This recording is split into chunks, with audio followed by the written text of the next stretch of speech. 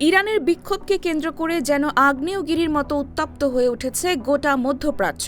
যে কোনো সময় যুদ্ধে জড়িয়ে পড়তে পারে ইরান যুক্তরাষ্ট্র। এর জেরে আন্তর্জাতিক সিভিল ফ্লাইটের ওঠানামা ব্যতীত সব ধরনের উড্ডয়নের জন্য নিজেদের আকাশসীমা সাময়িকভাবে বন্ধ করে দিয়েছে ইরান। বৃহস্পতিবার ভোরে প্রকাশিত এক সরকারি এভিয়েশন নোটিশে এ তথ্য জানা যায়। তবে অনুমোদিত আন্তর্জাতিক বেসামরিক ফ্লাইটগুলো এই নিষেধাজ্ঞায় আওতামুক্ত থাকবে। নোটিস টু এয়ার মিশনস এর এক বিবৃতিতে বলা হয়েছে, তেহরানের আকাশসীমা 15 জানুয়ারি পর্যন্ত বন্ধ থাকবে। এই সময় শুধুমাত্র সিভিল এভিয়েশন অথরিটির পূর্বানুমতি নিয়ে নির্দিষ্ট কিছু আন্তর্জাতিক বেসামরিক ফ্লাইট চলাচল করতে পারবে। বিজ্ঞপ্তিতে আরও বলা হয়েছে, এই নিষেধাজ্ঞা ইরানে প্রবেশকারী বা ইরান থেকে ছেড়ে যাওয়া ফ্লাইটের ক্ষেত্রে প্রযোজ্য হবে এবং অন্যান্য সব ধরনের বিমান চলাচল স্থগিত থাকবে।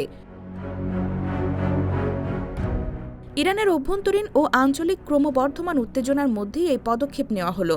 বর্তমানে দেশটিতে সরকার বিরোধী বিক্ষোভ চলছে এবং এ নিয়ে আন্তর্জাতিক মহলে ব্যাপক সমালোচনা সৃষ্টি হয়েছে।